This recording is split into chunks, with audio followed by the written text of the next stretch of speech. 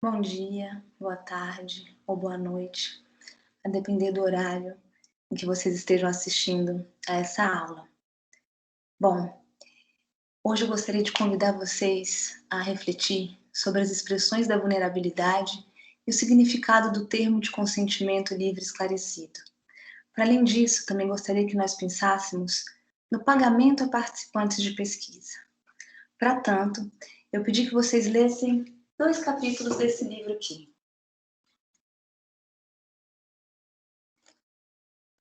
Ética em Pesquisa, Temas Globais. Os 2 capítulos são um da Wendy Rogers e da Angela Ballantyne, intitulado Populações Especiais, Vulnerabilidade e Proteção, e outro do Leonardo de Castro, intitulado Pagamento a Participantes de Pesquisa. Bom, para falar sobre vulnerabilidade, eu gostaria de mostrar para vocês um esqueminha que eu fiz. Eu vou compartilhar a minha tela com vocês para mostrar isso.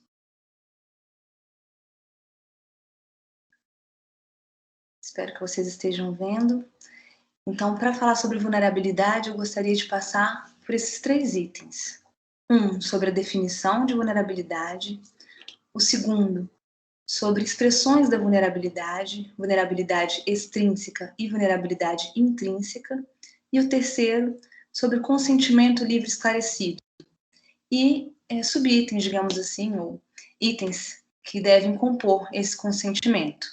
A informação, ou seja, um consentimento para que ele seja válido, digamos assim, ele deve ser bem informado, ele deve ter um conteúdo claro, que permita, portanto, a compreensão, que é o segundo desses itens, e a partir dessa compreensão, esse consentimento ele deve ser voluntário. Então, deve haver voluntariedade na aquiescência, no consentimento para participação em pesquisas. Então, nós vamos falar sobre cada um desses 3 itens. Agora eu vou interromper o compartilhamento e voltar aqui com vocês. Bom, para falar sobre isso, antes de iniciar o conteúdo, eu gostaria de apresentar as autoras. A Wendy Rogers, que é professora de Ética Médica e Direito em Saúde, na Escola de Medicina da Universidade de Flinders, Adelaide, Austrália. Ela foi diretora e fundadora do Centro de Ética da Austrália do Sul e co-coordenadora da Rede Internacional de Abordagens Feministas sobre Bioética entre 2006 e 2008. E em 2008, a época da publicação do livro Ética em Pesquisa Temas Globais, ela era membro do corpo editorial dos periódicos Bioethics, International Journal of Feminist Approaches to Bioethics, Health Expectations e BMC Biomedical Ethics. Bom, já a Angela Ballantyne é pesquisadora em bioética no Departamento de Educação Médica da Universidade de Flinders, Adelaide, na Austrália. É graduada em Genética e Biologia Molecular pela Universidade de Vitória, Wellington, e doutora em Bioética pela Universidade de Monash, Melbourne, Austrália, e pelo Imperial College, em Londres. Também atua como pesquisadora em genética na Nova Zelândia, como docente orientadora em medicina e ética profissional na Universidade de Monash e como assistente de investigação no Imperial College. Bom, dito isso, as autoras trazem justamente uma definição de vulnerabilidade, uma definição trazida do Conselho de Organizações Internacionais de Ciências Médicas, o CIOMS. E a definição é a seguinte: a vulnerabilidade é a incapacidade de proteger os próprios interesses. Bom, o problema da vulnerabilidade é que indivíduos ou populações vulneráveis estão sob maior risco de sofrerem danos devido justamente a essa capacidade reduzida de proteger os interesses próprios. Participantes que estão em situações de vulnerabilidade podem então acabar sendo prejudicados, seja por uma coerção, um consentimento livre esclarecido inadequado, exploração, exclusão da pesquisa e de seus benefícios. Então é importante observar justamente essas situações de vulnerabilidade. Bom, todo participante de uma pesquisa a princípio, vulnerável, no sentido de que toda pesquisa tem esse potencial de causar danos. Mas alguns participantes, algumas pessoas, algumas populações são vulneráveis por causa de circunstâncias de pobreza, de capacidade mental reduzida, então eles são prima facie vulneráveis, não somente diante de pesquisadores, mas também em outras relações. E nessa relação de poder entre pesquisador, pesquisadora e participante, é importante que a gente observe justamente essa desigualdade de poder. Algumas outras pessoas, muito embora não sejam prima facie vulneráveis, elas podem se tornar devido a circunstâncias específicas. As autoras trazem o seguinte exemplo: os pais de um bebê prematuro, eles podem se tornar vulneráveis a um recrutamento para participar de uma determinada pesquisa, porque temem que o cuidado de seu filho só seja dado caso eles aceitem essa participação na pesquisa. Então, nós temos diferentes expressões de vulnerabilidade. A vulnerabilidade ela pode atingir indivíduos, pode atingir também populações, e essas vulnerabilidades intrínseca e extrínseca podem também acontecer em concomitância. E o termo de consentimento livre e esclarecido é justamente um mecanismo de proteção aos interesses e direitos dos participantes nas pesquisas.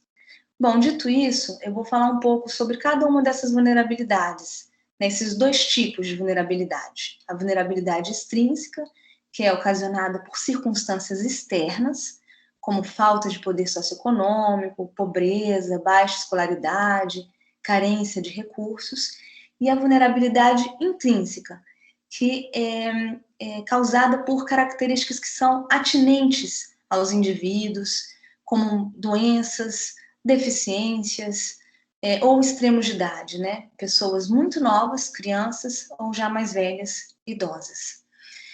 Bom, como eu disse, a vulnerabilidade ela pode ocorrer isolada ou concomitantemente, né? Essas vulnerabilidades em suas diferentes expressões, e ela pode estar relacionada a indivíduos ou populações. Bom, a vulnerabilidade extrínseca, ela decorre do contexto socioeconômico, que acarreta falta de poder, desvantagem educacional e ou falta de acesso a cuidados básicos de saúde. Bom, a falta de poder acontece quando são negados injustamente direitos sociais e políticos a certos grupos, em razão de gênero, sexo, raça, etnia. Então, por exemplo, em estruturas sociais patriarcais, as mulheres acabam por ocupar uma posição subalterna dentro da hierarquia social. Em alguns lugares do mundo, as mulheres não podem participar de pesquisas sem a aprovação explícita, seja do marido, seja do pai. Indígenas, populações indígenas também, em algumas sociedades, acabam por ocupar uma posição subalterna. No Brasil, o sistema CEP-CONEP, que é formado pela Comissão Nacional de Ética em Pesquisa e pelos Comitês de Ética em Pesquisa, e mais precisamente a Resolução Nacional 466 de 2012, em nome de uma suposta proteção, entende que estudos com populações indígenas são, via de regra, de alto risco. Um dos pré-requisitos para que aconteçam é a necessidade de apresentação de uma autorização da Fundação Nacional do Índio, a FUNAI. Essa exigência, além de retardar e muitas vezes impedir a realização de pesquisas, acaba por reiterar um regime tutelar que o próprio Estatuto do Índio, que é de 1973, restringiu às comunidades, aspas, ainda não integradas. Por sua vez, a nossa Carta Magna, já de 1988, posterior, portanto, ao Estatuto do Índio, sustenta não ser cabível falar em tutela exercida pela FUNAI ou qualquer órgão estatal, uma vez que o artigo 232 do texto constitucional reconheceu às comunidades e organizações indígenas a capacidade processual, que pressupõe a capacidade plena de exercício ou de fato para a prática dos atos da vida civil. Esse é o entendimento do Comitê de Ética em Pesquisa em Ciências Humanas e Sociais, o CEPCHS, do qual eu sou atualmente coordenadora, que já emitiu parecer nesse sentido, tendo como referência essa lei e a Constituição anteriormente citadas, e também um parecer, o parecer 0066 de 2009, que contém o posicionamento da Procuradoria Federal, especializada da FUNAI, integrante da Advocacia Geral da União.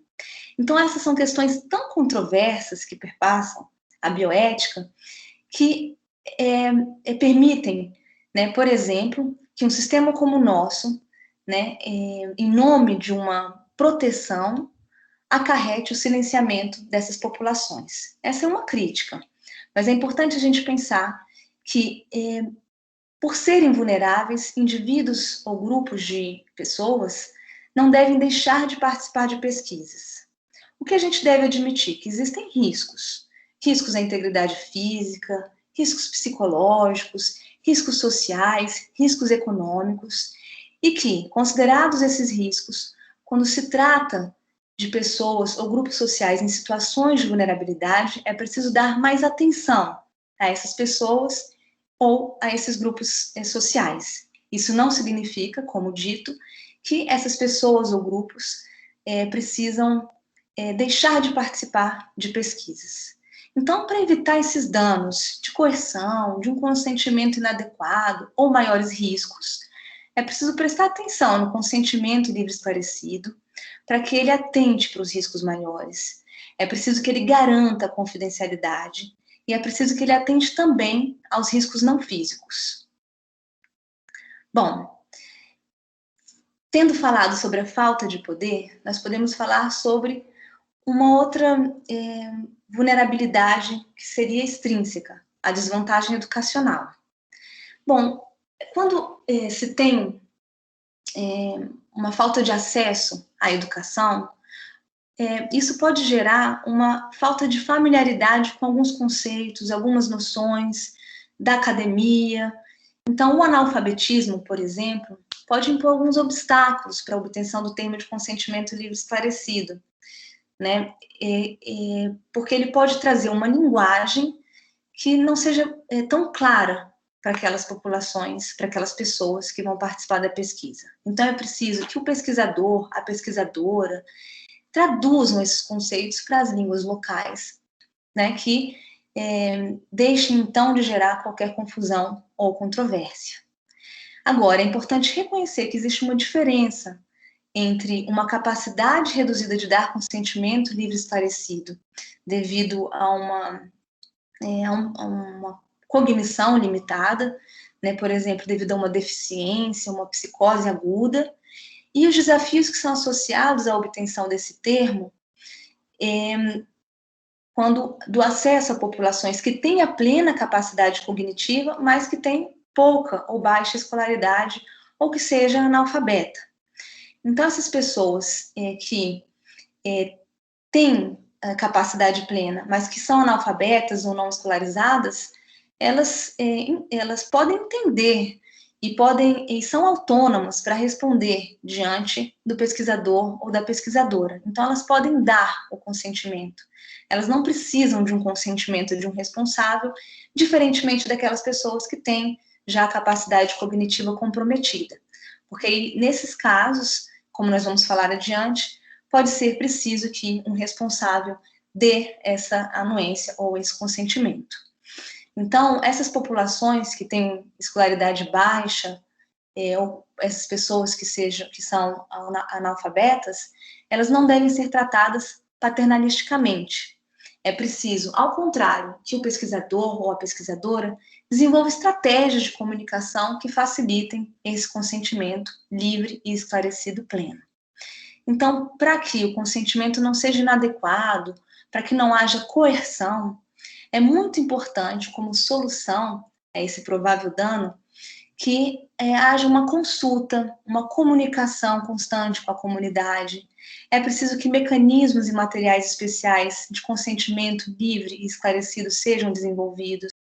É preciso também, né, numa perspectiva mais ampla, que haja uma capacitação ou uma educação, que essa capacitação ou essa educação possam ser viabilizadas para essa população. Bom, E aqui eu passo para outro exemplo de vulnerabilidade extrínseca, que é a falta de acesso a cuidados básicos de saúde. Essa falta de acesso a cuidados básicos de saúde é, como dito, uma forma de vulnerabilidade extrínseca que se sobrepõe à vulnerabilidade intrínseca, porque a falta de recursos básicos se agrava quando as pessoas adoecem ou precisam de cuidados de saúde. E aí a gente vai falar mais adiante sobre isso quando descrevermos os exemplos de vulnerabilidades intrínsecas. Bom, muitos participantes de pesquisas que são de países mais pobres, em recursos, que não têm acesso a cuidados de saúde universais, acabam por aceitar participar de pesquisas porque acreditam que aquela vai ser a única forma de ter acesso a um determinado tratamento. Isso é muito preocupante, porque o consentimento dado dessa forma prejudica a voluntariedade, né? E leva essas pessoas, por causa do desespero, por serviços de saúde, a concordar em participar de estudos que muitas vezes podem não ser justos com eles ou com elas. Então, para evitar a coerção, a exploração nessas situações, é preciso haver uma partilha justa dos benefícios do ensaio. É preciso que não só a seleção seja justa, como também, gerados os benefícios de uma pesquisa, ele seja para todos e, mais particularmente, para as pessoas que participaram daquela pesquisa. Bom, e a vulnerabilidade intrínseca? A vulnerabilidade intrínseca, como dito, advém de características que são específicas, relativas a indivíduos ou populações. Então, a gente pode associar a vulnerabilidade intrínseca a extremos de idade, como também já dito, então bebês, crianças mais velhas e adolescentes, ou idosas, são pessoas que se encontram em vulnerabilidade intrínseca. Também nós podemos pensar em pessoas com incapacidade mental, pessoas altamente dependentes de cuidados médicos, que seriam outros exemplos de pessoas em situações de vulnerabilidade intrínseca. Agora, é importante avaliar caso a caso se os indivíduos são capazes de dar o consentimento e, em caso negativo, qual é a quantidade de informação que eles podem compreender, bem como quem mais deve ser consultado ou está legalmente designado para dar o consentimento por essas pessoas. Então, no caso de bebês e crianças, os bebês e as crianças não têm a capacidade intelectual de compreender o que aquela pesquisa envolve. Nesses casos, os responsáveis são os pais ou responsáveis legais devem assinar o termo de consentimento livre e esclarecido, né, caso ele seja escrito, ou, enfim, caso ele seja gravado, são essas pessoas que devem, né, dar essa anuência. As crianças participantes, elas devem receber as informações adequadas à sua idade. O mesmo vale para crianças mais velhas e adolescentes. Essas crianças mais velhas e adolescentes têm direitos a explicações acerca da pesquisa, o que vai ser feito, qual vai ser a metodologia, numa linguagem adequada à idade delas. E essas pessoas, as crianças mais velhas e adolescentes, têm direito também a recusar a participação.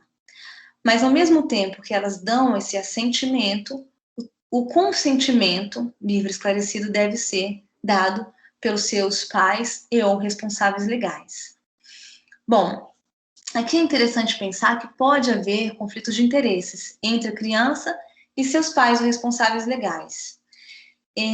Um exemplo que as autoras trazem é de um estudo sobre abuso físico ou sexual dentro da família, que pode ser de interesse da criança, mas não dos pais, caso esses progenitores sejam justamente os responsáveis pela violência. Então, se os pesquisadores ou as pesquisadoras pretendem realizar essa pesquisa com um termo de consentimento livre e esclarecido dos pais ou responsáveis legais, ou eles enviesam a pesquisa ou impossibilitam a própria pesquisa de acontecer. Agora, se os pesquisadores ou as pesquisadoras justificam a comitês de ética em pesquisa, né, a prescindibilidade termo de consentimento livre e esclarecido do responsável, esses pesquisadores ou essas pesquisadoras devem explicar aos comitês de ética em pesquisa por quê. Devem explicar que a criança ou adolescente tem a maturidade para dar o consentimento por si próprio, e também tem que explicar que esse consentimento dificultaria os objetivos da pesquisa ou, como eu falei, inviabilizaria a própria pesquisa de acontecer.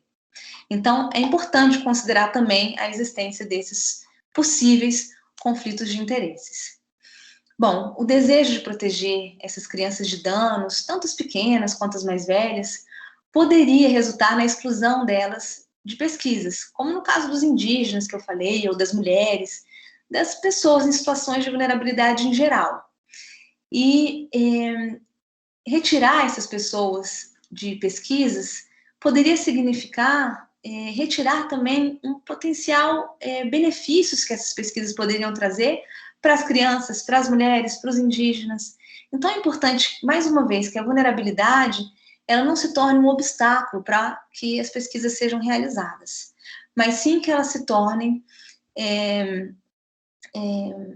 um elemento de conhecimento dos pesquisadores ou das pesquisadoras para que haja uma maior proteção. Bom, e com isso eu passo para um outro exemplo trazido pelas autoras, que é o da incapacidade mental. A deficiência mental, ela pode surgir a partir de um dano cognitivo, como a demência, de uma deficiência intelectual, como a síndrome de Down, ou aqui a gente pode incluir também as doenças mentais, como a esquizofrenia, a depressão profunda. Mas vejam, né? A gente está englobando aqui dentro de incapacidade mental uma série de doenças, deficiências que se distinguem entre elas. Então, é importante que essa habilidade de compreensão das informações pelos participantes de pesquisa, ela seja observada.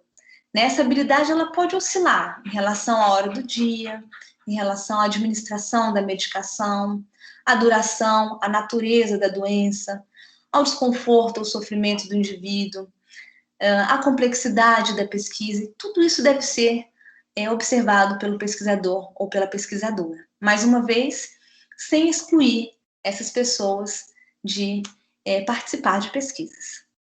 Bom, e por fim, nós podemos falar também das pessoas que são altamente dependentes de cuidados médicos. Bom, essas pessoas, pacientes que podem estar inconscientes, em unidades de tratamento intensivo, de cuidados de alto nível, aquelas pessoas sob cuidados de emergência, alguns doentes terminais, eles estão numa situação tal, muitas vezes com um potencial risco de morte, que os torna vulneráveis à coerção.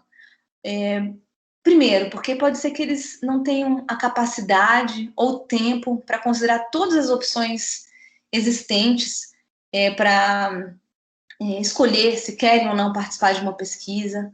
E segundo, porque eles podem temer comprometer o seu tratamento caso se recusem a participar da referida pesquisa. Então, algumas vezes, né, se essas pessoas estiverem ainda inconscientes, elas podem, ou mesmo se conscientes, podem não ser capazes de entender, de focalizar as informações.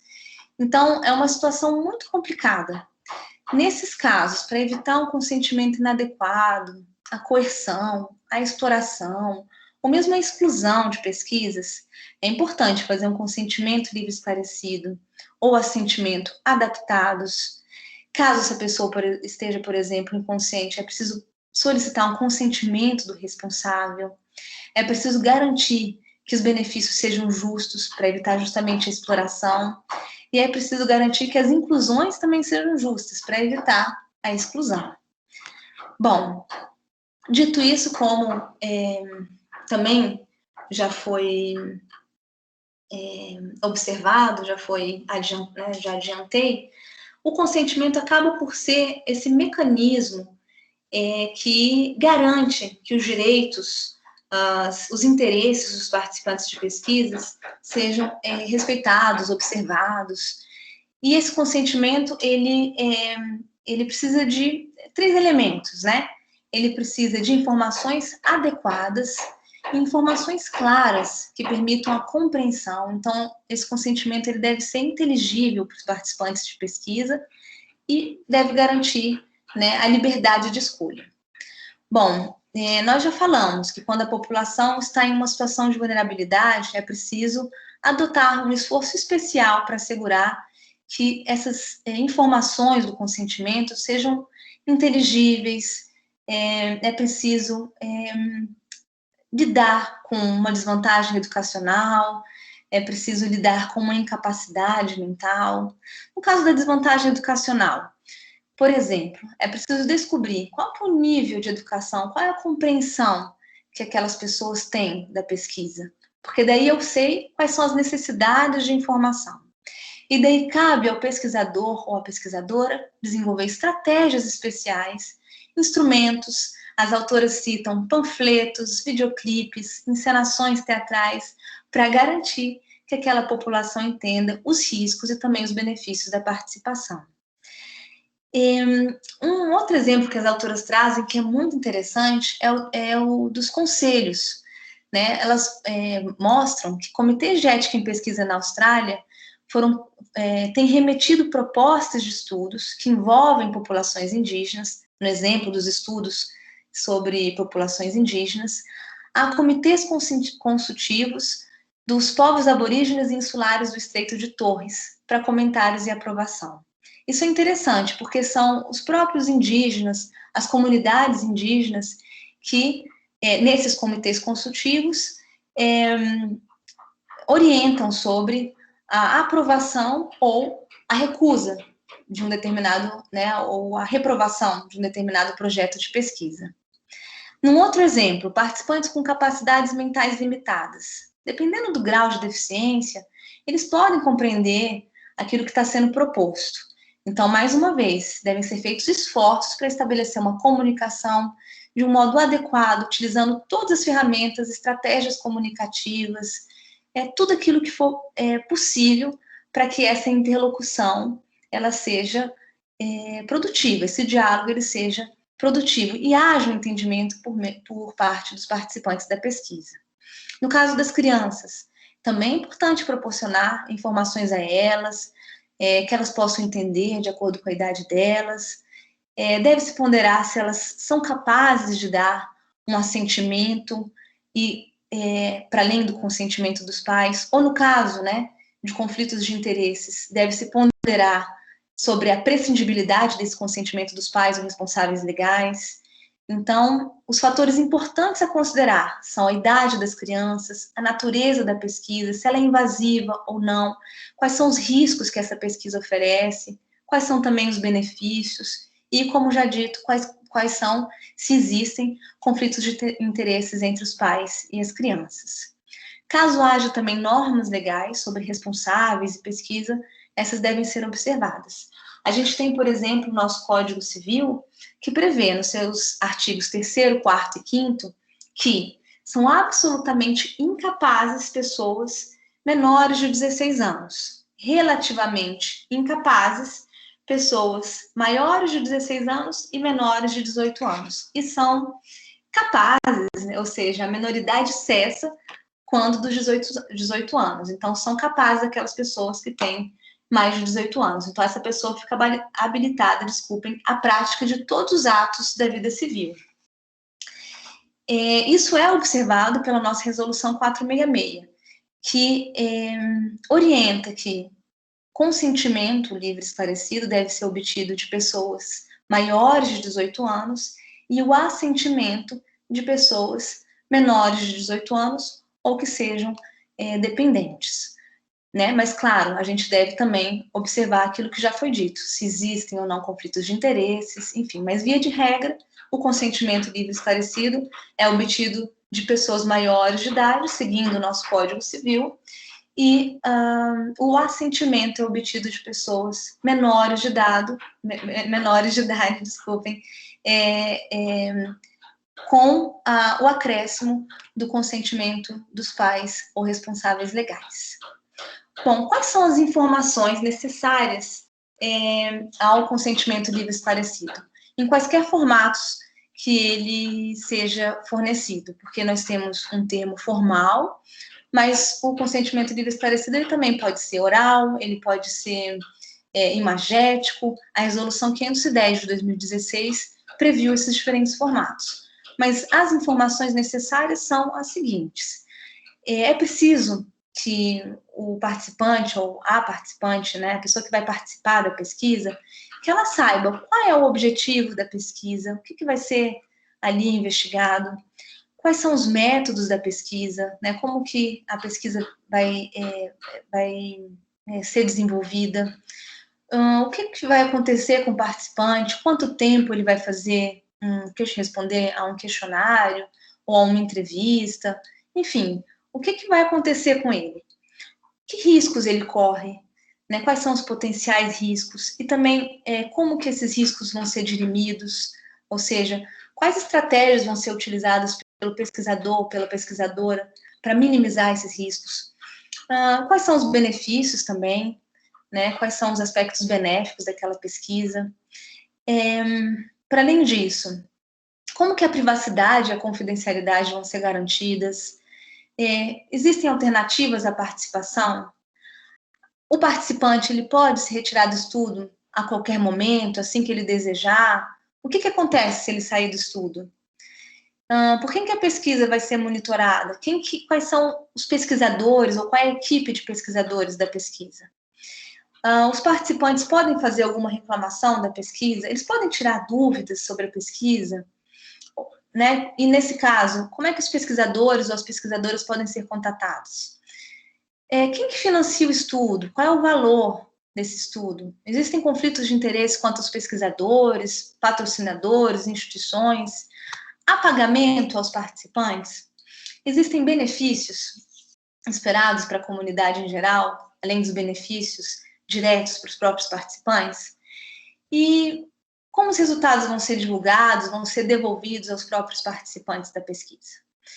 Então, pode ser apropriado, inclusive, e isso está previsto também na Resolução 510 de 2016, que esse consentimento livre e esclarecido seja obtido como parte de um processo, não necessariamente antes de a pesquisa ser feita, mas ao final de uma pesquisa ou ao longo dela, considerando que essa pesquisa ela envolve um diálogo, uma interlocução entre pesquisador, pesquisadora e participantes de pesquisa. Bom, o que mais? O consentimento, como já foi dito, ele deve ser voluntário, né? Para além de conter informações adequadas que sejam compreendidas pelos participantes da pesquisa, é preciso que esse consentimento garanta a voluntariedade.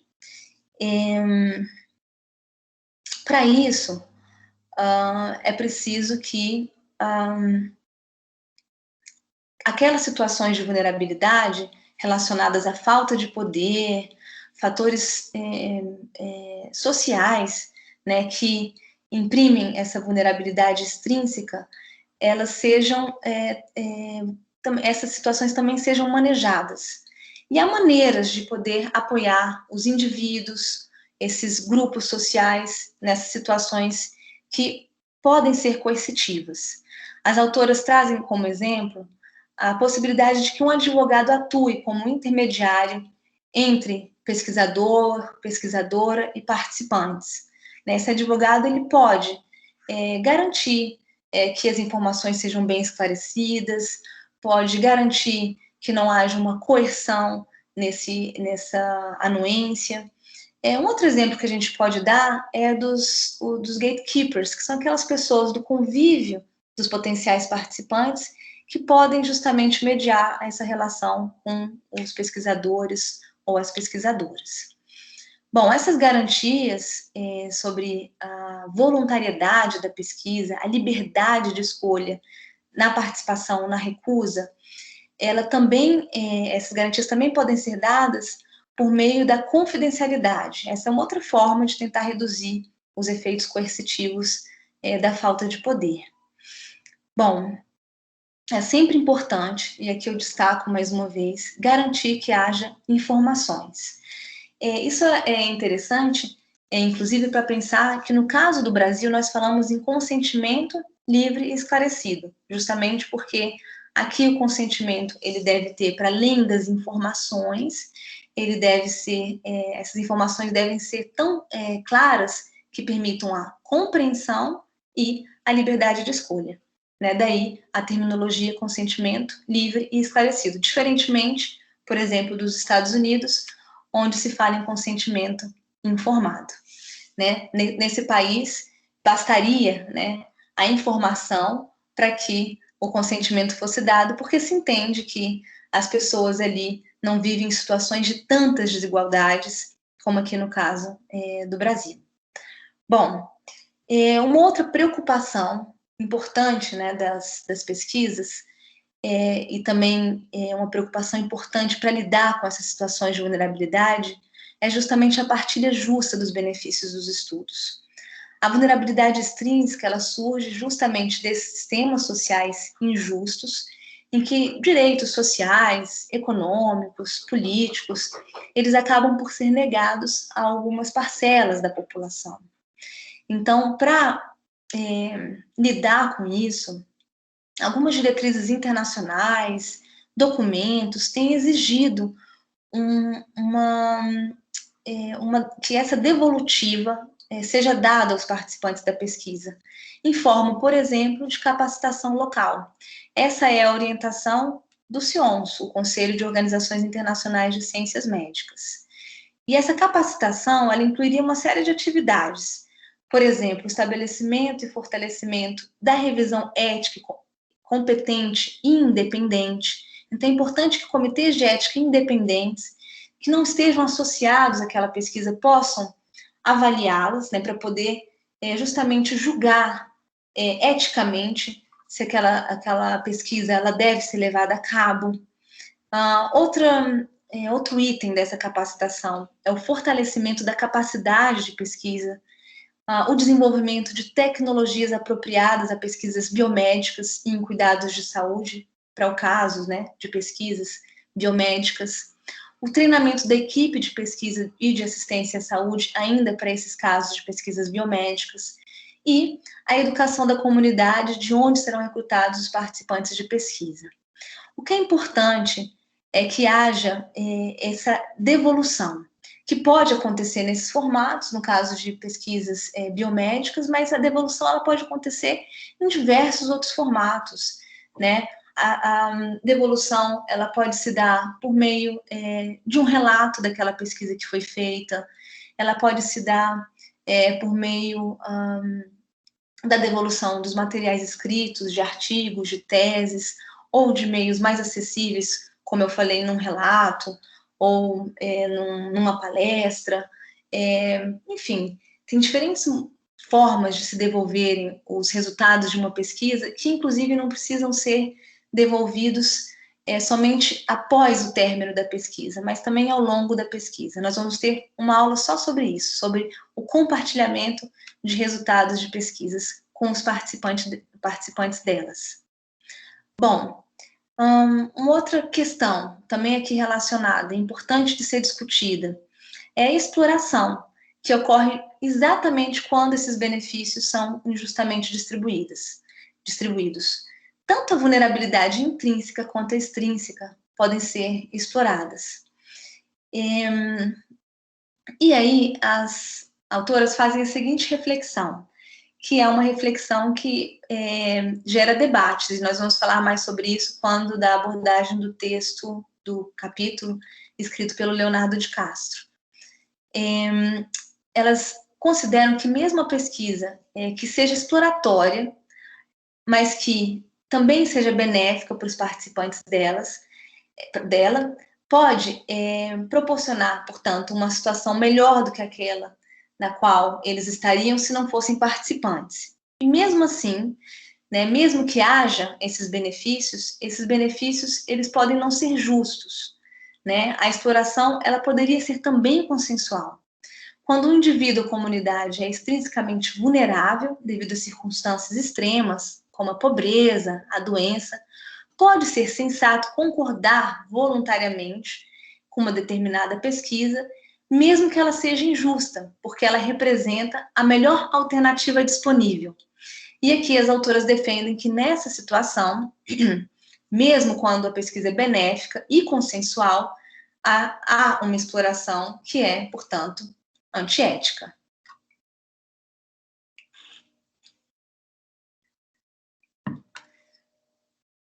Bom, e por isso as pesquisadoras propõem que os pesquisadores, as pesquisadoras, sejam encorajados e encorajadas a consultar as populações, os indivíduos, sobretudo aqueles em situações de vulnerabilidade, ainda na fase de planejamento da pesquisa, para determinar quais são os benefícios associados ao estudo que a comunidade ali valorizaria.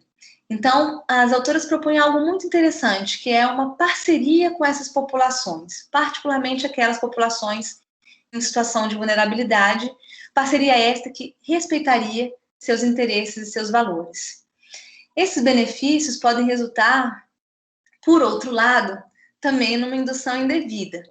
Então, o que seriam os benefícios indevidos? São aqueles que desvirtuam a capacidade de julgamento dos possíveis participantes de pesquisas e prejudicam a voluntariedade do consentimento. Então, aqui a gente tem um conflito, né? Porque se por um lado a gente quer evitar a exploração, por outro a gente também quer evitar a indução indevida. Então, se a gente oferece pouco, a gente pode estar explorando aquelas pessoas ou grupos sociais. Se a gente oferece muito, a gente pode estar incorrendo numa indução indevida. Agora, esse ponto de equilíbrio, né, vai ser encontrado a depender da população envolvida no estudo. A Débora Diniz e a Disse Guilhem, no livro Ética em Pesquisa Temas Globais, elas trazem, né, como parte desse livro, um conjunto de vídeos. Em um desses vídeos, elas dão um exemplo de uma pesquisa conduzida no Brasil com profissionais do sexo. E elas disseram que os pesquisadores ou as pesquisadoras dessa pesquisa, para realizá-la, ofereceram um valor X para profissionais de sexo no sul ou sudeste do Brasil e o mesmo valor X para profissionais do sexo no nordeste do Brasil. Aquele valor X para as profissionais do sexo no sul ou no sudeste, não me recordo, foi considerado uma exploração, porque ele nem ressarcia aquela diária que as profissionais do sexo perderiam, né, com um trabalho. Já no caso das profissionais do sexo do Nordeste, aquele valor ele foi considerado uma indução indevida. Ele era um valor mais alto do que aquelas profissionais ganhariam num dia de trabalho. Então, justamente, para evitar, seja a exploração, seja a indução indevida, ou seja, para evitar que se dê pouco ou se dê muito nessa participação, é preciso avaliar qual é aquela população e quais são as condições daquela população envolvida no estudo. E essa é uma decisão difícil, caso não se esteja familiarizado ou familiarizada com as circunstâncias socioeconômicas específicas de cada população ali da pesquisa que se propõe a estudar. Então, nesses casos, é preciso que os pesquisadores, as pesquisadoras, se esforcem para dialogar com as comunidades, com as populações, no caso, com aquelas profissionais, né, em questão, para poder chegar a benefícios que sejam válidos, né, que não incorram nem em exploração, nem em indução indevida, como dito. Então, esse é um debate ético muito, muito intenso e que se torna ainda mais intenso quando levado aos comitês de ética em pesquisa e quando se faz uma discussão sobre pagamentos, que é a discussão que a gente vai fazer a seguir. Né? Os comitês de ética em pesquisa devem ou não agir paternalisticamente em relação aos participantes de pesquisa, devem ou não negar benefícios aos participantes de pesquisa. E esses benefícios, eles são ou não justos? Né? O que seria o justo, a justiça? Bom, dito isso, mais uma vez, autoras, a Wendy Rogers e a Angela Ballantyne, elas trazem aqui alguns requisitos para as pesquisas com populações em situações de vulnerabilidade. Né? Essa pesquisa ela deveria ser realizada quando a questão de pesquisa ela fosse importante para aquela população, a metodologia ela fosse cultural e socialmente apropriada para aquela população, a pesquisa fosse conduzida de uma forma que visasse a proteger a segurança física, emocional, psicológica da população, e qualquer intervenção ou produto desenvolvido, né, todos os resultados da pesquisa, todo o conhecimento gerado fosse disponibilizado para o benefício dessa população, compartilhado com essa população. Esses seriam os requisitos para pesquisas com populações em geral, eu diria, e mais particularmente com populações em situação de vulnerabilidade. Então, participar de pesquisas é uma experiência muito valiosa. Isso não deve ser negado para pessoas ou grupos sociais porque são ou se encontram em uma situação de vulnerabilidade. Né? Você excluir essas pessoas ou grupos sociais em situações de vulnerabilidade de pesquisas significa, né, como eu falei anteriormente, simplesmente deixar de produzir resultados de pesquisas que possam ser importantes para semelhantes, né, para mulheres indígenas, para crianças, para pessoas idosas. Então, pessoas em situações de vulnerabilidade não devem ser excluídas de pesquisas, ou seja, as vulnerabilidades, sejam elas intrínseca, extrínseca, elas não devem significar a impossibilidade de realizações de pesquisas. Agora, essas pessoas em situações de vulnerabilidades devem ser tratadas com respeito, elas devem ter uma maior atenção, né, que recaia sobre elas, justamente para que haja uma partilha justa dos benefícios, para que haja uma inclusão justa nas pesquisas, justamente para que elas possam compartilhar, né, ter esses resultados das pesquisas com elas compartilhados. Enfim, os pesquisadores e as pesquisadoras devem justamente, para que isso aconteça, dialogar constantemente com essas pessoas ou grupos sociais, para que, portanto, as inclusões, os benefícios sejam justos e para que a vulnerabilidade ela seja minimizada. Então, a população, como eu falei, essa é uma proposta muito interessante das autoras, ela deve ser vista como ativa diante da pesquisa. A pesquisa ela pode ser participativa, colaborativa com essas pessoas ou grupos sociais.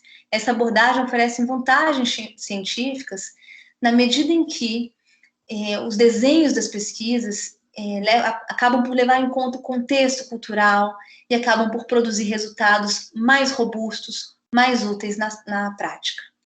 Bom, e esse é um desafio ético, tentar equacionar o paternalismo, a proteção, a coerção, que deve ser evitada, né, em realidades sociais que são díspares, em que existem desigualdades, como no caso da realidade brasileira.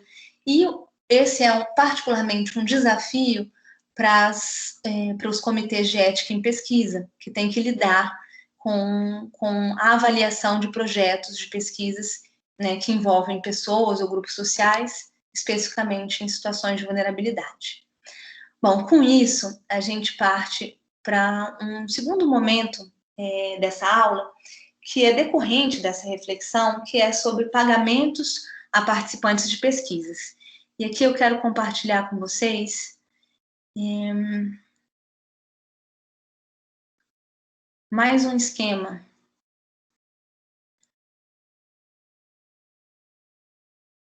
Espero que vocês estejam vendo. Eu vou passar por esses 5 itens, né? Nós vamos falar sobre a necessidade de pagamento a participantes de pesquisa, quais são as preocupações envolvidas quando se fala em pagamento a participantes de pesquisas. Nós vamos falar também sobre outros incentivos, para além do próprio pagamento, e sobre alguns modelos de pagamento. Um modelo de mercado, um modelo de salário-pagamento, um modelo de reembolso e um modelo de agradecimento. E, por fim, nós vamos falar sobre esse assunto que nós já adiantamos, das induções indevidas. Então, são esses 5 itens que nós vamos percorrer nesse momento.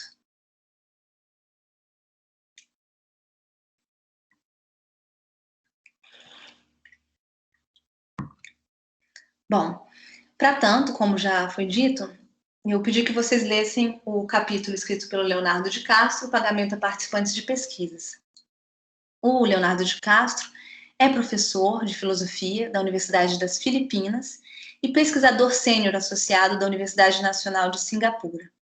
Iniciou o programa de bioética da Universidade das Filipinas, onde dirigiu uma iniciativa de capacitação em ética e pesquisa no Sudeste Asiático, que foi financiada pelo Fogarty International Center. Ele foi vice-coordenador do Comitê Internacional de Bioética da Unesco, secretário da Associação Internacional de Bioética e vice-presidente da Associação de Bioética Asiática.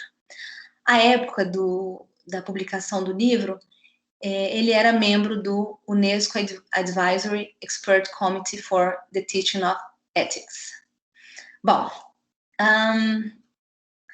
então, o Leonardo de Castro começa o capítulo do livro fazendo alguns questionamentos que eu julgo aqui importantes.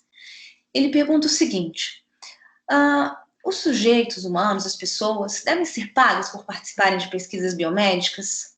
O que pode haver de errado, se assim o for, em pagar sujeitos humanos para tomar parte em estudos biomédicos? É aceitável que a pesquisa biomédica, ou a gente pode pensar na pesquisa em geral, seja tida como uma oportunidade de ganhar dinheiro? Que vantagens podem ser obtidas ao se permitir o pagamento a participantes de pesquisas?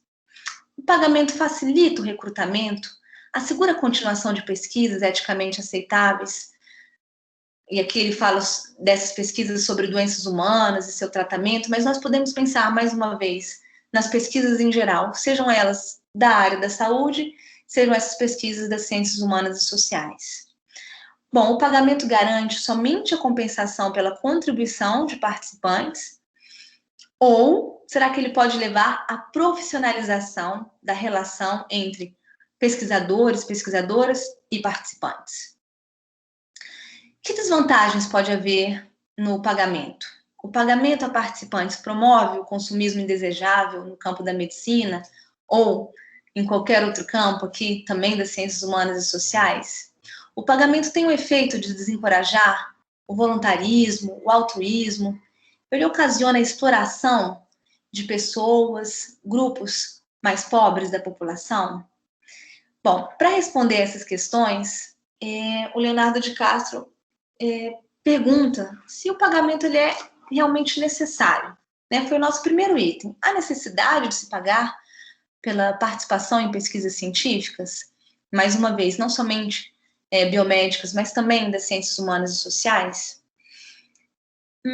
Alguns fatores que poderiam impor obstáculos à participação, que são justamente fatores que envolvem, que dizem respeito a custos da pesquisa. Né? Se a pesquisa ela tem um custo, dificilmente aquele participante ele vai aceitar participar dela. Né? Se esse participante tiver que viajar para o local da pesquisa, se ele tiver que faltar ao seu trabalho, né, pelo qual ele seria pago, né? Quando então é necessário pagar os participantes, né, para poder, por exemplo, reembolsá-los por essas despesas de deslocamento, de trabalho não realizado, né, despesas essas que foram contraídas justamente por decorrência da pesquisa. O pagamento, ele também pode ser uma forma de incentivo à participação. Ele é necessário nessas situações, por exemplo, quando participantes não se sentem motivados a participar da pesquisa, né? A gente, sei lá, se abre-se uma seleção, não uma seleção, uma chamada para que pessoas participem de uma determinada pesquisa e de repente ninguém aparece, né? Para lidar com essa falta de motivação, é justificável ou é necessário pagar? Será que esses incentivos, eles valem nessa situação? Será que incentivos valem quando a gente quer que determinadas populações sejam representadas numa pesquisa? Por exemplo, eu estou fazendo uma pesquisa na qual seja necessário que vários grupos étnicos sejam representados, e de repente eu não tenho um determinado grupo, né? Ninguém daquela, pensando em diversidade étnica, ou mesmo de gênero, enfim, um grupo que precise de homens e mulheres, de repente só homens apareceram, e eu quero que mais mulheres apareçam. Será que o pagamento é justificado em função do propósito de assegurar que as conclusões sejam validamente generalizadas? Bom, para além disso, se uma pessoa, ela, como já foi dito, precisa faltar o trabalho, ou mesmo se ela não tem trabalho, mas se eu uso o tempo dela, né, se há alguma inconveniência, né, ela fica 40 minutos, 1 hora que seja, diante de um computador respondendo a um questionário, será que é justificado pagar para compensar o tempo, a inconveniência dessa pesquisa proposta? Né? Então, esses são alguns questionamentos que permitem pensar na necessidade ou não do pagamento. Bom, em muitos países, em muitos locais, participantes de pesquisas são pagos para participarem de pesquisas. Ofertas de pagamento são indicadas em anúncios da internet, na imprensa. Pesquisadores ou pesquisadoras em busca de participantes acabam por anunciar isso.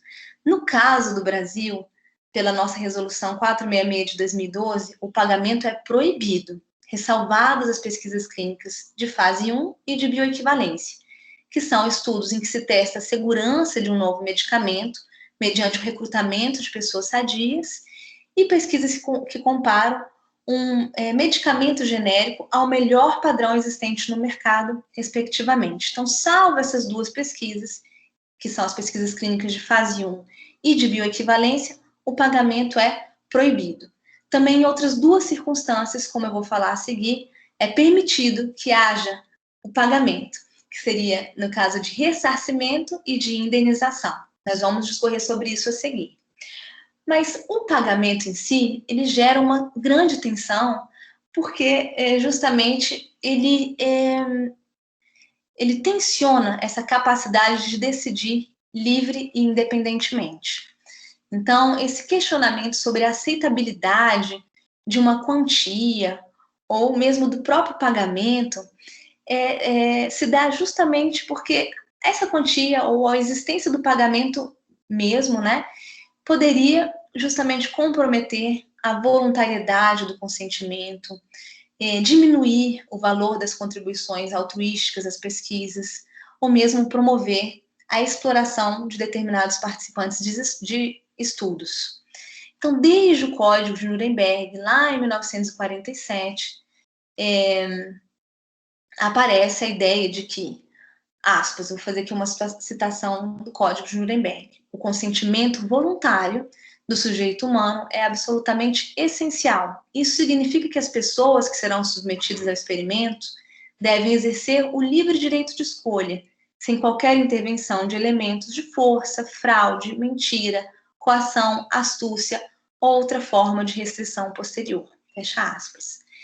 Então, o Leonardo de Castro, ele traz uma reflexão muito interessante, porque ele diz que se a pesquisa ela envolve uma quantidade significativa de risco, essa oferta de dinheiro como incentivo, ela pode inibir a avaliação desses riscos pelo indivíduo. Então, o oferecimento de incentivos em dinheiro monetários, ou de quaisquer incentivos, pode ser um lanche, pode ser, além de comida, algum presente. Então, esses incentivos podem fazer a balança pender a favor da participação aos olhos daquele possível participante ou aquele participante de pesquisa eventual. E uma outra preocupação advinda do pagamento é justamente que haja uma distribuição desigual de riscos entre segmentos da população, exatamente pelo que estávamos falando antes, porque existem situações de vulnerabilidade. Então, em sociedades, em contextos em que há desigualdades, uma desigualdade de poder, né? Aquelas pessoas, por exemplo, mais pobres, elas podem ser mais facilmente atraídas para participar de pesquisas se houver um pagamento. Então, elas estão mais suscetíveis a suportar riscos e ônus dessa participação. E isso é muito grave, é eticamente delicado.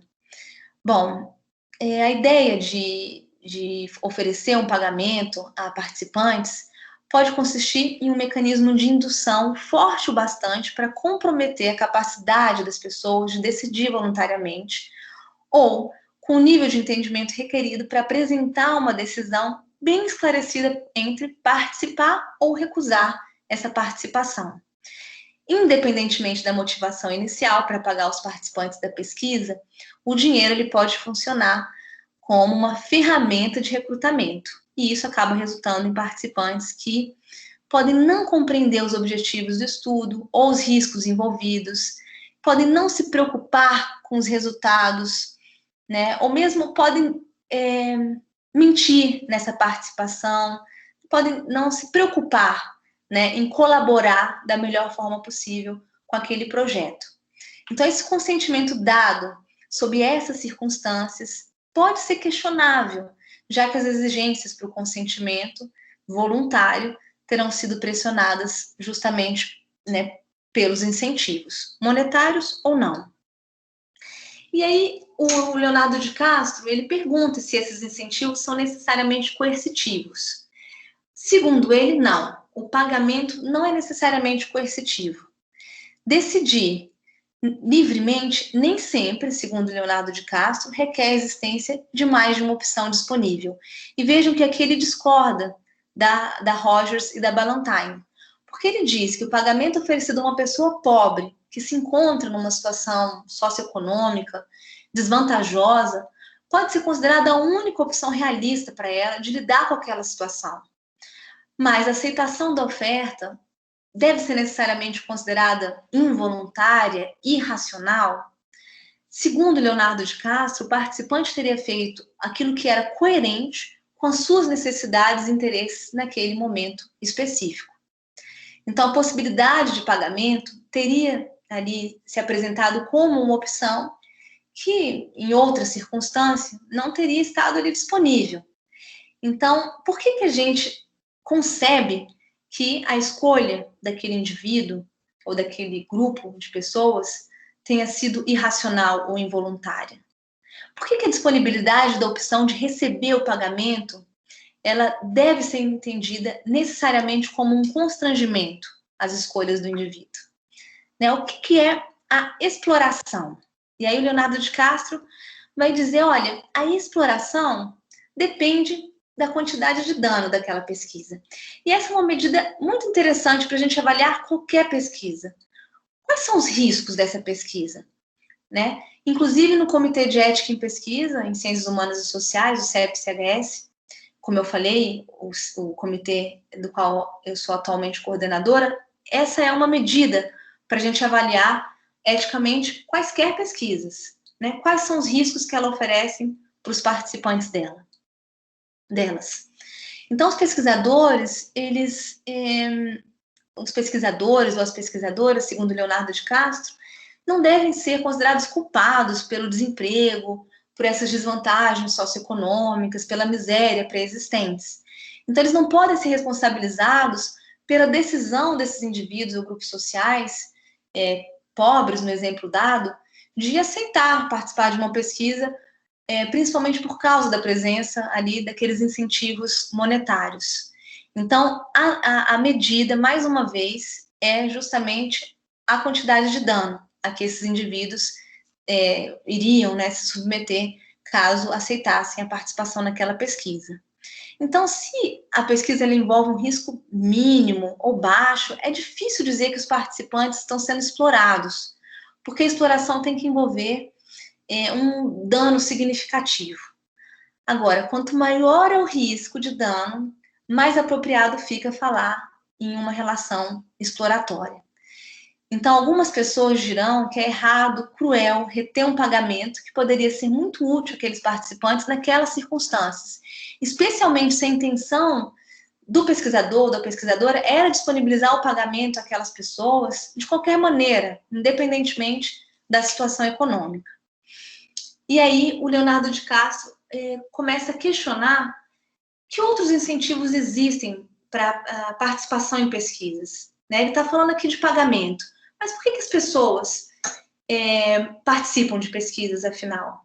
E aí ele fala, bom, a gente pode falar em altruísmo, isso pode ser suficiente para motivar algumas pessoas. Ou algumas pessoas querem contribuir com o avanço científico. Então, o altruísmo, a contribuição para o avanço científico podem ser motivações para participação em pesquisas. Outras pessoas creem na possibilidade de se beneficiarem com determinado tratamento ou com uma determinada pesquisa, né? Mesmo que não seja biomédica. Então, há uma esperança de benefício, né, com aquela pesquisa. Pode ser também por curiosidade que essas pessoas aceitem participar da pesquisa. Ou porque querem chamar, né, aqueles eventuais participantes que se tornam depois participantes, querem chamar a atenção pública. Essas são motivações eficazes. Então, existem motivações que não são somente aquelas atreladas ao dinheiro, né? Mas, enfim, é importante considerar que em todos esses casos existem motivações, existem incentivos, né, que levam as pessoas a participarem de pesquisas. Então, o pagamento, ele é um incentivo a mais a essa participação, né? E por isso é importante pensar aí não tanto, né, se a gente deve ou não deve pagar por uma pesquisa, mas talvez seja importante pensar, bom, o que está em jogo aí? Quais são os riscos oferecidos? A gente está incorrendo numa indução indevida, numa exploração? Como é que é isso? Bom, o pagamento, então, ele poderia ser visto como um benefício para os participantes da pesquisa. Né? Se os participantes recebem uma soma de dinheiro, cujo uso pessoal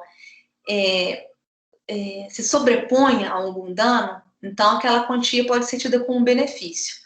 E aí a gente teria naquela balança ali um contrapeso aos riscos, né? Porque o pagamento, ele seria um benefício. Mas aí a gente também pode perguntar se isso é impróprio, né? Porque se a gente pensa nessa balança de riscos e benefícios, né, o pagamento ele pode, né, se tornar um instrumento para compensar aquela disposição do participante em se submeter a esses riscos inerentes a um determinado projeto de pesquisa. Né? Então, são questionamentos, né? O pagamento pode ser visto como benefício, ele é, sim, uma motivação, um incentivo, mas o altruísmo, ele é a motivação exclusiva para participação em pesquisa ou não?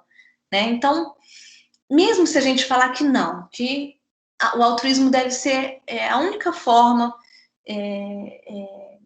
de um único incentivo para participação em pesquisa, e não se deve pagar. Ainda assim, a gente não pode desconsiderar que existem custos envolvidos na participação. Né? O Leonardo de Castro, no início do capítulo, ele fala há custo de deslocamento, há custo porque a pessoa perdeu um dia de trabalho, porque ela gastou tempo, porque ela gastou energia para colaborar ali naquela pesquisa. Então, a gente pode até admirar pessoas que participem voluntariamente, altruisticamente de pesquisas, mas não é necessariamente errado recuperar pelo menos as despesas incorridas naquela participação. Né? Isso vai ser particularmente verdadeiro justamente para as pessoas que são pobres, que não têm condições de arcar, né, com essas despesas de deslocamento, de alimentação. Então, se essas pessoas tiverem que arcar com essas despesas para participar de uma pesquisa, é provável que elas nem participem da pesquisa. Então, é provável que elas sejam excluídas das pesquisas. E as exigências estatísticas relativas às características demográficas dos participantes ficariam sacrificadas, comprometidas, a validade dos resultados também ficaria, né, sacrificada ou comprometida. E essas pessoas, portanto, ficariam excluídas de pesquisas e nem se beneficiariam de eventuais resultados dessas pesquisas. Então, mais uma vez, o debate sobre pagamento, não pagamento, talvez deva se focalizar nessas condições sob as quais o pagamento poderia ser oferecido.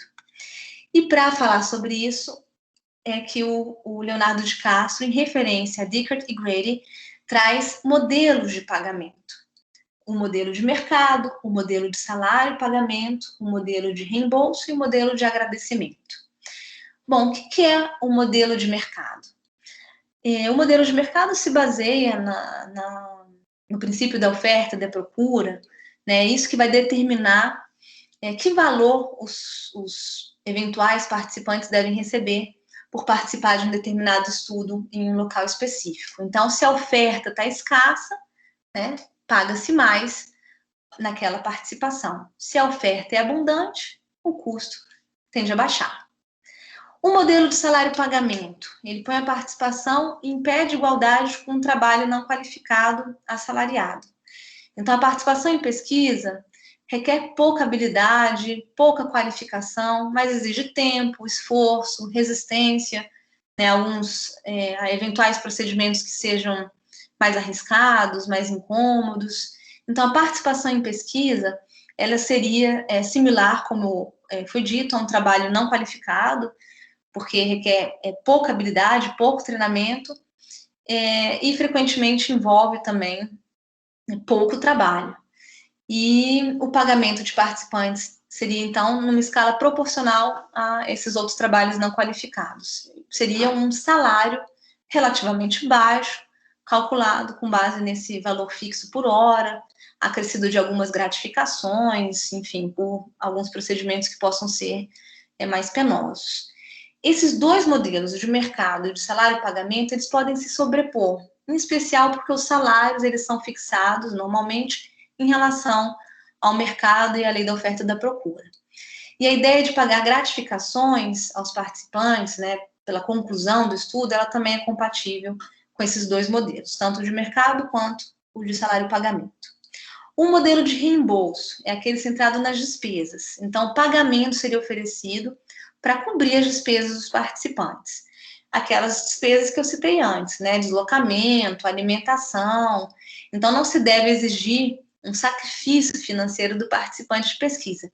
Pelo menos, né, que haja pelo menos um rendimento neutro, né, para os participantes. Então, eles têm que ser ressarcidos nessas despesas, como eu falei, de deslocamento, de alimentação, ou pelo tempo longe do trabalho. Esse é um modelo aceito pelas nossas resoluções nacionais. A gente aceita o ressarcimento, né? Então, o modelo de reembolso seria equivalente ao ressarcimento presente nas nossas resoluções nacionais. Esse modelo de reembolso ele é diferente dos dois primeiros por alguns fatores, porque ele impede a obtenção de lucro, porque o participante fica ali no 0 a 0, ele não utiliza dinheiro para compensar despesas não financeiras e ele não depende de mercado. Agora, o tipo de custos que esse modelo busca ressarcir faz diferença, né? Porque eu posso reembolsar o valor do transporte, né, e da alimentação. Eu posso reembolsar mesmo um salário que foi, né, que se deixou de receber. Mas como é que eu reembolso, né? Como é que a gente procede com ressarcimento de tempo ou de inconveniência? Isso aqui é mais difícil de interpretar. E aí, esses três modelos se tornam quase indistinguíveis. Porque se eu vou reembolsar ou ressarcir tempo e inconveniência, fica difícil distinguir o modelo de reembolso do modelo de salário e pagamento do modelo de mercado. Bom, se eu ofereço uma quantia de dinheiro em troca da participação na pesquisa, não é muito fácil também saber quais foram as razões daqueles participantes em aceitar ou recusar a oferta. Então, independentemente do modelo de pagamento, né, que os pesquisadores têm em mente, ou as pesquisadoras têm em mente, a gente não tem nenhuma garantia de que vai ser exatamente aquele modelo, né, que o participante de pesquisa vai conceber. Né? Então, os participantes de pesquisa vão interpretar, né, aquele dinheiro que eles estão recebendo de maneiras diversas, né? Inclusive, podem interpretar que estão, né, recebendo, né, como no modelo de mercado, de salário e pagamento, né? E não de reembolso pela participação naquela pesquisa. Então, vejam, né, como é difícil falar aí difícil argumentar nesse debate de antemão contra, né, um pagamento. Bom, um quarto modelo seria o de agradecimento, que é aquele dinheiro ou também um presente não monetário que é dado como uma recompensa ou um símbolo de gratidão pela contribuição de um participante ali na pesquisa.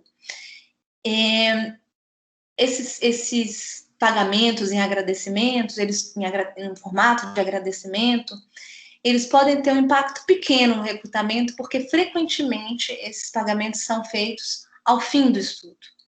Mas se o participante de pesquisa sabe que ele vai receber esse dinheiro ou esse presente não monetário ao fim, também fica muito difícil fazer uma diferença entre os outros modelos anteriormente citados.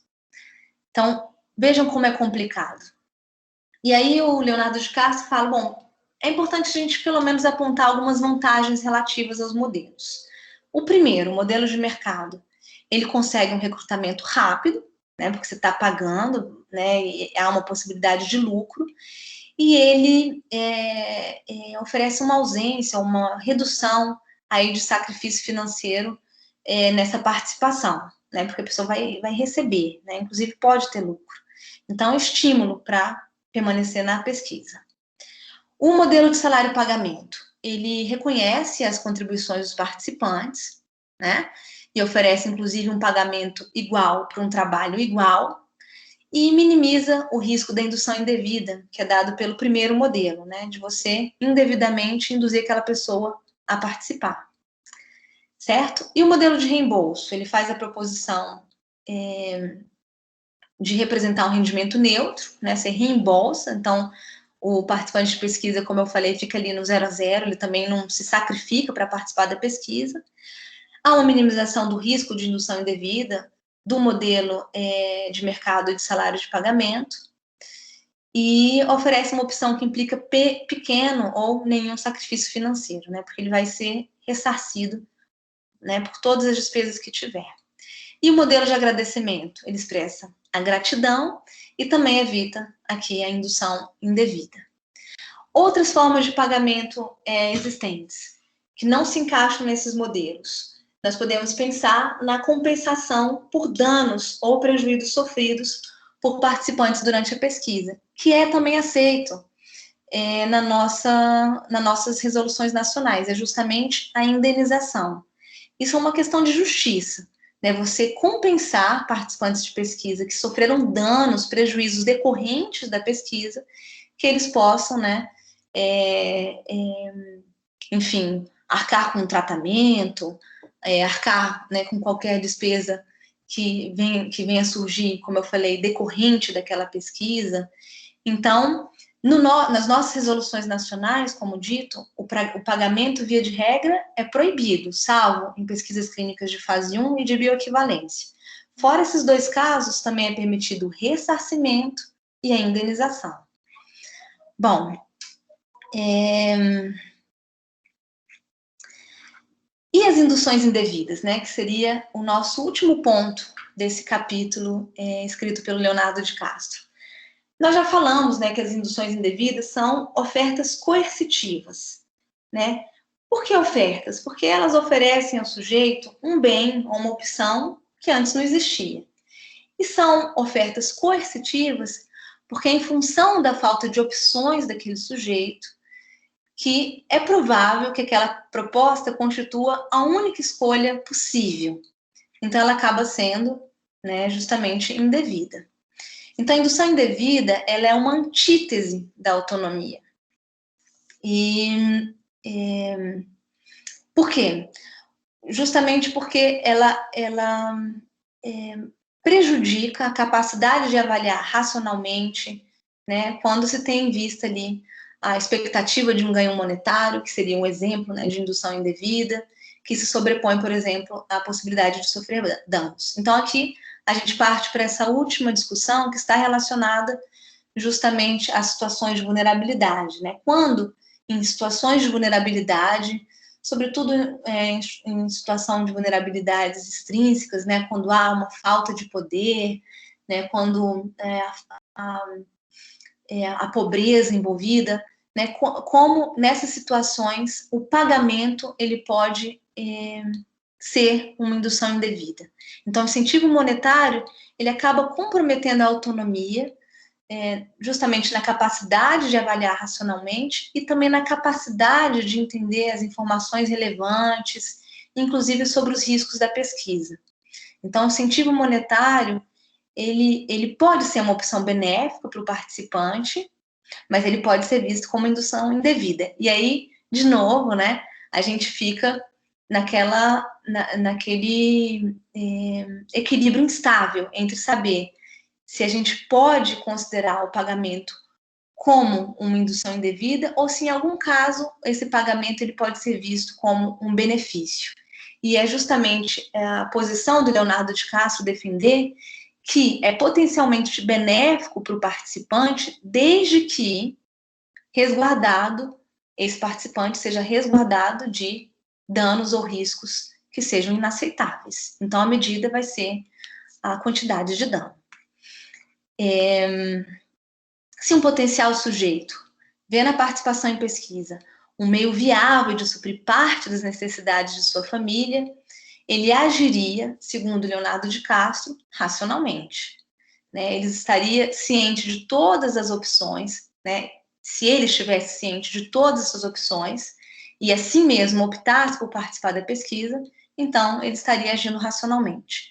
Então, o Leonardo de Castro defende que se todas as informações são disponíveis, se elas são inteligíveis e se os danos eles são aceitáveis, pode-se considerar que essa é uma escolha racional. Poder-se-ia dizer, por exemplo, que a segurança a longo prazo ela valeria mais do que o ganho, né, em curto prazo, esse ganho gerado pela compensação pela participação. E o Leonardo de Castro lhe pergunta, mas mesmo se fosse assim, qual que é a resposta apropriada? Aquele participante em potencial, ele deve ser impedido de participar? E quem que vai dar a resposta? É o pesquisador, pesquisadora, ou ele mesmo que deve decidir? Então, do ponto de vista da autonomia, a melhor opção parece ser a de fornecer todas as informações e orientar aquela pessoa a refletir sobre a decisão com base na sua hierarquia de valores.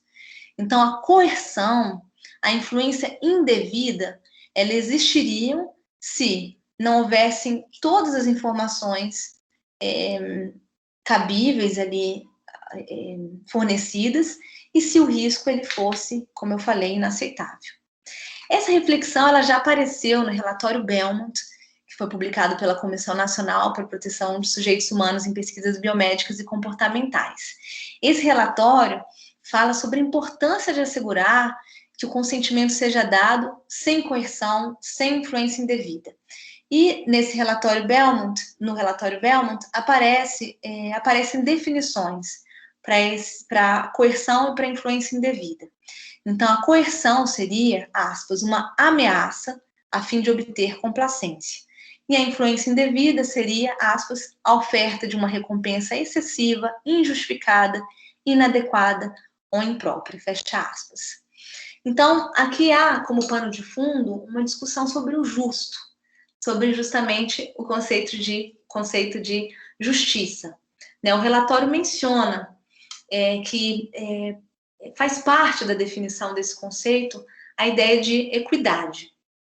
Então, quando se fala em justiça, é preciso pensar em distribuição equitativa de riscos que aquela pesquisa pode oferecer. Se eu posso oferecer riscos para pessoas pobres, eu posso oferecer riscos para pessoas ricas também. Então, essa distribuição ela deve ser equitativa, né? Não é ético submeter apenas determinados segmentos populacionais a riscos, né? Excluindo outros, né? Se aqueles riscos eles são aceitáveis para uma determinada população, eles devem ser também aceitáveis para todas as outras pessoas ou grupos sociais. Essa noção de equidade, ela também diz respeito ao estabelecimento de medidas de segurança para a proteção de pessoas em situação de vulnerabilidade. Então, para além de uma distribuição equitativa de riscos, se existem pessoas ou grupos sociais em situação de vulnerabilidade, é preciso assegurar medidas de proteção especiais para essas pessoas ou grupos sociais.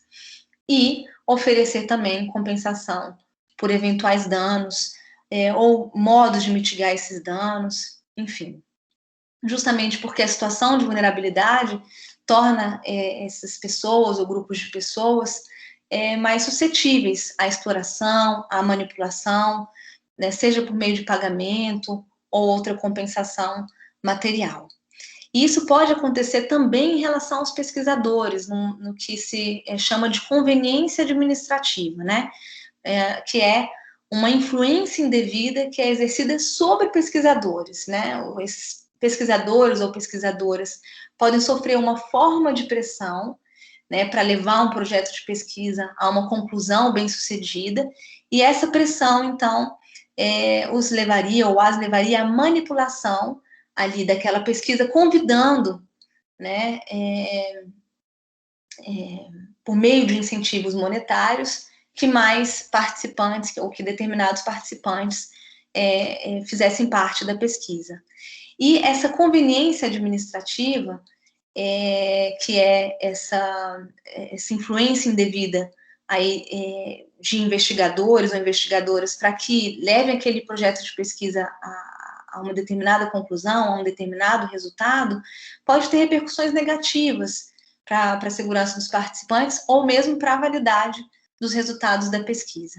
Então, o pagamento, ele a ideia de pagamento é muito controversa, efetivamente, e ela precisa ser bastante debatida, não negada de antemão, mas debatida, porque envolve, né, uma série de questões e relacionadas aqui, a gente pode dizer, a pelo menos, né, dois itens. O primeiro, né, quando a gente fala em pagamento, a gente tem que pensar nos danos da pesquisa, em balanço aí, em relação com os benefícios, e também a gente deve pensar na integridade de alguns dados.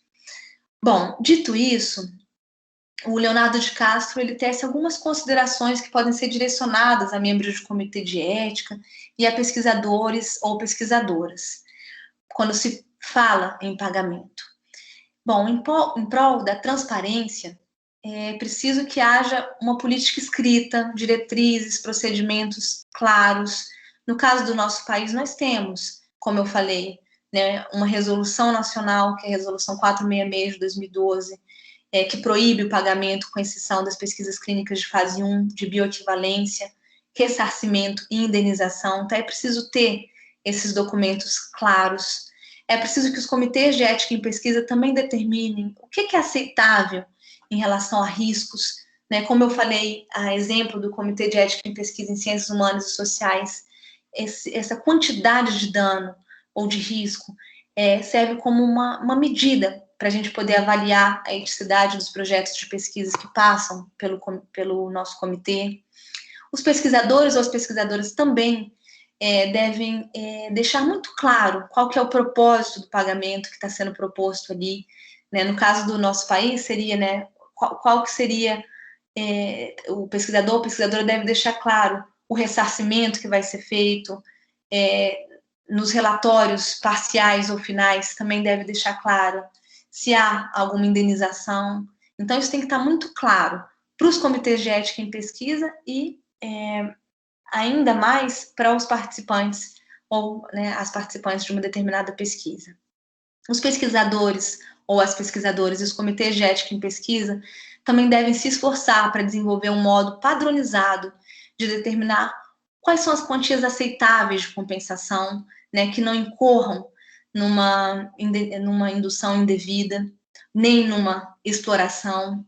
Os termos de consentimento livre e esclarecido têm que indicar essa soma que os participantes podem esperar e quais são as condições sob as quais o pagamento vai ser concedido.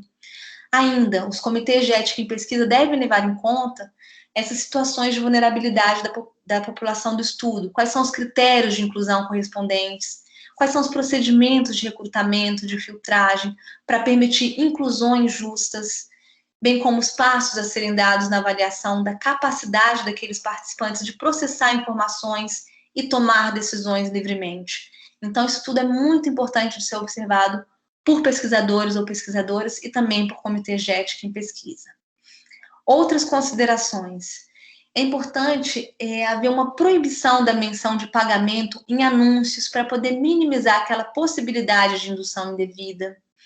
É importante proibir gratificações pela conclusão do estudo, porque assim se limita a possibilidade de que algumas pessoas fiquem participando contra seu melhor juízo só para que, ao final do estudo, elas sejam elegíveis a um pagamento. E nesse caso, pode ser incentivado, né, o rateio do pagamento aos participantes que não chegam ao término do estudo. Então, para que alguns, né, possam desistir antes do término, pode-se pensar nesse rateio. Dessa maneira, se minimiza os efeitos de fatores não razoáveis sobre decisões de pessoas de continuarem, né, aquela participação, mesmo contra a própria vontade ou o próprio interesse. É preciso ainda limitar o pagamento monetário ao reembolso de despesas reais, que é o caso brasileiro, né, que adota esse modelo de reembolso ou de ressarcimento. Ainda, é preciso permitir apenas presentes não monetários como um sinal de agradecimento, sempre anunciado e oferecido ao final das pesquisas. E, finalmente, no caso de crianças, pessoas que têm uma capacidade limitada, que não podem dar o seu consentimento livre, esclarecido, é preciso proibir o pagamento aos responsáveis legais dela, representantes, muito embora seja possível permitir o oferecimento de presentes não financeiros para elas, né, desde que sejam dados diretamente a elas e não aos representantes ou responsáveis legais. Então, não existe nenhuma razão pela qual os pesquisadores ou as pesquisadoras, comitês de ética em pesquisa, não possam chegar a um determinado acordo ou não possam discutir, pelo menos, essa questão do pagamento. É importante fazer essa discussão, inclusive para implementar diretrizes que assegurem uma perspectiva sistemática, consistente, uma perspectiva que valorize o protagonismo dos participantes de pesquisas e que considere também eventuais riscos, que considere essa relação dos riscos com os benefícios e o termo de consentimento livre esclarecido, né, seja ele escrito ou consentimento livre esclarecido nos seus diferentes formatos, mas de modo, a depender do formato, sempre de modo adequado, claro, para que os participantes de pesquisa tenham todas as informações disponíveis para tomar decisões. Então, essa é uma discussão extremamente pertinente e válida, que deve ser feita quando a gente fala de ética em pesquisa. Bom, espero que vocês tenham gostado dessa aula, espero que essa discussão tenha sido pertinente e eu vou ficar à disposição de vocês para tirar quaisquer dúvidas por e-mail, nos nossos grupos. Eu fico aqui à disposição e estou ansiosa para o nosso próximo encontro. Muito obrigada pela disponibilidade de vocês de me ouvirem e muito obrigada pela atenção.